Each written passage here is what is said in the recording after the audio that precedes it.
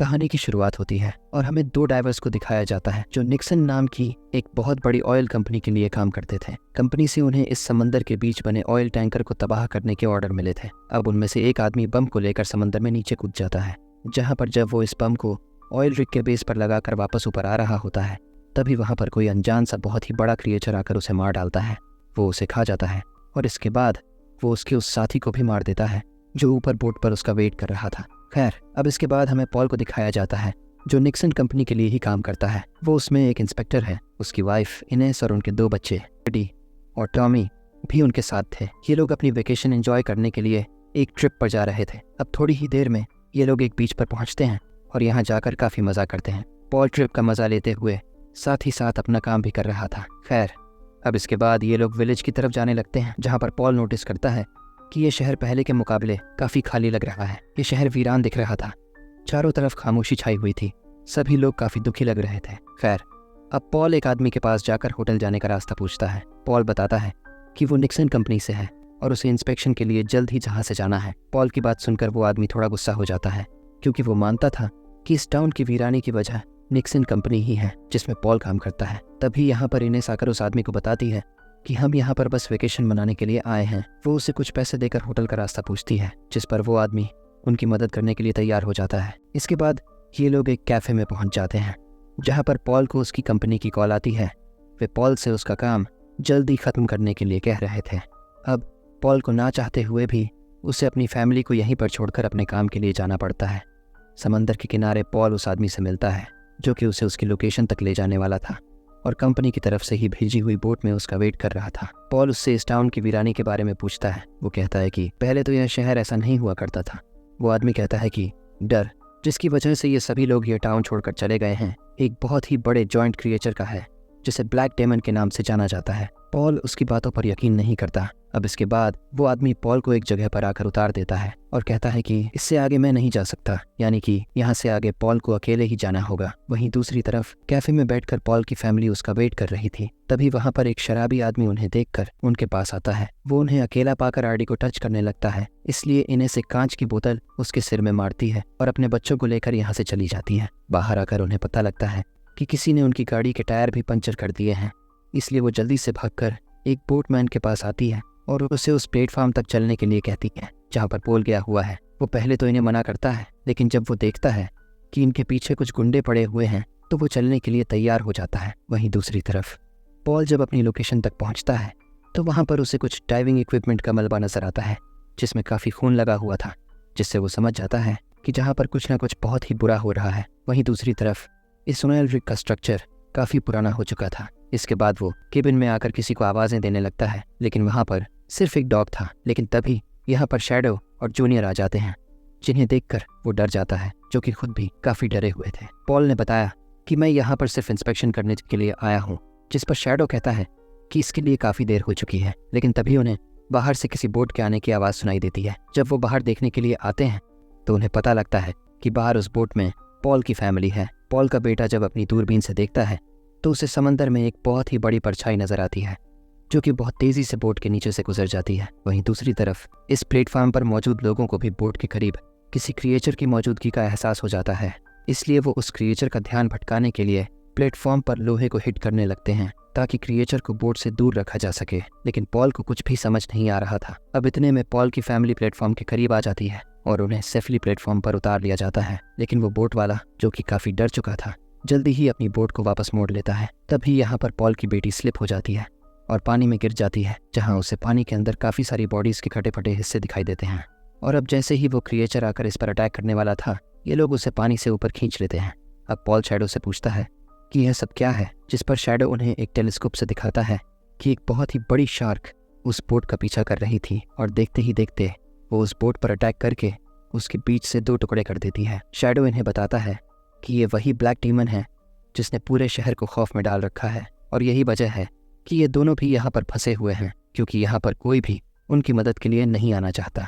अब ये लोग महसूस करते हैं कि शार्क पूरे ऑयल पीट को जल्द ही नीचे गिरा देगी, इसलिए पॉल कहता है वो नीचे जाकर पिलर्स को रिपेयर करेगा जिससे ऑयल पीट को गिरने से बचा सके, लेकिन इसके लिए पानी के अंदर जाना होगा। इन्हें इसको ये आइडिया बिल्कुल भी पसंद नहीं आता, लेकिन अब इन लोगों के पास इसके अलावा दूसरा कोई रास्ता भी नहीं था। यहाँ पर शैडो बताता है कि ये भगवान की तरफ से एक श्राप है, क्योंकि भगवान ने इंसानों के लिए यह दुनिया बनाई, इसमें लाखों रिसोर्सेस पैदा किए, लेकिन इंसान अपने फ़ायदे के लिए उन सभी रिसोर्सेस को तबाह करने में लग गया।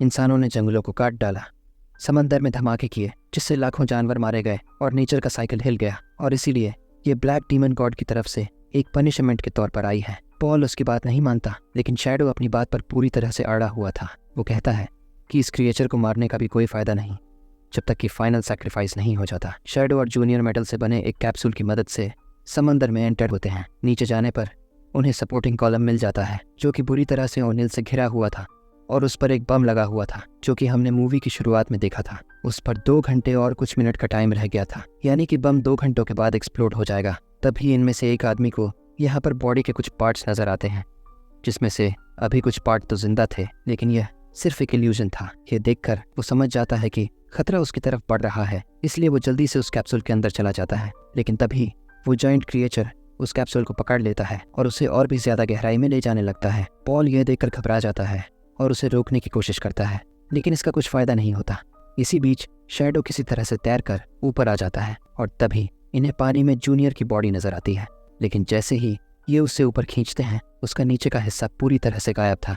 यह देखकर सभी लोग बहुत डर जाते हैं। खैर, अब कुछ देर के बाद जब पॉल अंदर आता है तो टॉमी उससे पूछता है, डैड क्या हम मरने वाले हैं? उसकी बात सुनकर सभी लोग उसकी हिम्मत बढ़ाने की कोशिश करते हैं। वो कहते हैं कि यह भी एक चैलेंज है, चेस गेम की तरह, जिस पर टॉमी कहता है कि चेस गेम में तो कुछ पीसेस को सैक्रिफाइस करना पड़ता है किंग को बचाने के लिए। और साथ ही वो इन्हें लाल गार्ड की स्टोरी भी बताता है जो कि उसने इंटरनेट पर पढ़ी थी, क्योंकि उसने अपने बच्चों को सैक्रिफाइस कर दिया था और फिर बाद में उसके रोने से नदियां बनी थीं। पॉल उसे यकीन दिलाता है कि बेटा देखो, ऐसा कुछ नहीं होगा। खैर, अब इसके बाद वो बेसमेंट में जाकर जनरेटर को ठीक करने लगता है ताकि कूलिंग सिस्टम को ऑन किया जा सके। वहीं उसकी फैमिली वहां पर कुछ काम की चीजें ढूंढने लगती हैं। इसी बीच टॉमी एक छोटी बोट में काफी सारी डॉल्स रखकर उसे समंदर में बहाता है और साथ ही समुद्र के देवता से प्रार्थना करता है कि वो उन्हें माफ कर दे और यहाँ से जाने दे। लेकिन तभी उस बोट में से एक डॉल पानी में गिर जाती है। वहीं दूसरी तरफ इनेस को एक लॉकर में कुछ पेपर मिलते हैं जिस पर लिखा था कि ये ऑयल पीट वर्किंग कंडीशन में नहीं है, ये चलने लायक नहीं है, इस ऑयल पीट पर काफ़ी ज़्यादा खतरा है। पर पॉल ने उस पर पैसों के लालच में आकर साइन कर दिए। वहीं दूसरी तरफ नीचे वो शार्क उस प्लेटफॉर्म से टकराती है जिससे एक जोर का झटका लगता है और टॉमी पानी में गिर जाता है। उसकी चीख की आवाज़ सुनकर इनेस जल्दी से उसके पीछे पानी में कूद जाती है और वो किसी न किसी तरह से उसे जल्दी से पानी से बाहर ले आते हैं और उसकी जान बचा लेते हैं। इसके बाद इनेस पॉल से झगड़ा करने लगती है। वो कहती है कि सब कुछ पता होते हुए भी तुमने उन पेपर्स पर साइन क्यों किया, और इसी वजह से पहले भी कई सारे लोगों की जान जा चुकी है। वो कहती है कि असली शैतान, असली मॉन्स्टर तो तुम हो। पॉल कहता है कि देखो इनेस, मैंने यह सब अपनी फैमिली को अच्छी लाइफ देने के लिए किया है, लेकिन इनेस उसके बहाने को नहीं सुनती। खैर, अब इसके बाद पॉल जनरेटर को तो फिक्स कर लेता है, लेकिन अब उसमें निकलने की उम्मीद नहीं बची थी। वो शैडो के सामने कन्फेस करता है कि मैंने उन पेपर्स पर जानबूझकर साइन किया था और मैंने ऐसा सिर्फ पैसा कमाने के लिए किया था, लेकिन साथ ही मैंने वही किया जो मुझे करने के लिए कहा गया था। तभी उसे याद आता है कि इसी की कंपनी ने इस प्लेटफॉर्म को तबाह करने के लिए यहाँ पर बम फिक्स करवाया था और बाद में उन्होंने पॉल को इस जगह पर इंस्पेक्शन के लिए भेज दिया, यानी कि वो पॉल से अपनी जान छुड़ाना चाहते थे क्योंकि वो कंपनी के सारे राज जानता था। वहीं दूसरी तरफ पॉल की फैमिली एक डैमेज बोट को रिपेयर करने में लगी हुई थी और शैडो रेडियो को ठीक करने का प्रयास करता है। तभी पॉल शैडो के पास आता है और कहता है कि मैं चाहता हूँ कि तुम बोट के जरिए मेरी फैमिली को किनारे की तरफ लेकर जाओ। शैडो समझ जाता है कि पॉल यहाँ पर अपना सैक्रिफाइस करना चाहता है। वो ऐसा करने के लिए मना करता है, लेकिन पॉल नहीं मानता। जब बम को एक्सप्लोड होने में 15 मिनट बचे होते हैं तो पॉल पानी में जाने की तैयारी करता है। साथ ही वो इनेस से झूठ बोलता है कि वो उस बम को उतार कर अपने पास रखना चाहता है ताकि वो रास्ते में उनके काम आ सके।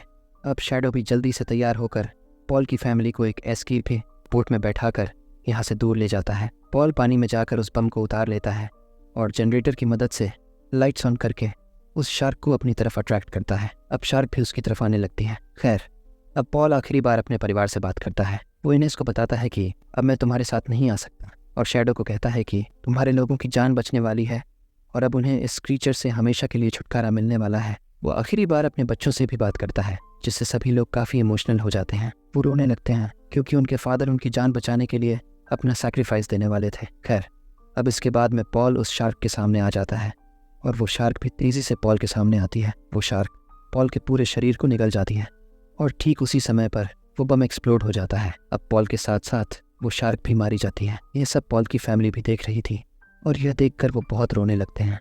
अब कुछ देर के बाद एक बोट उनकी मदद के लिए यहाँ पर आ जाती है, जिसे शैडो ने रेडियो से सिग्नल भेजा था। अब पॉल की फैमिली को रेस्क्यू कर लिया जाता है और इस तरह से पॉल अपनी जान देकर अपने परिवार की जान बचा लेता है।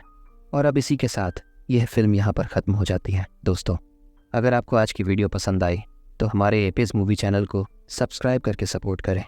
मिलते हैं अगले कहानी में।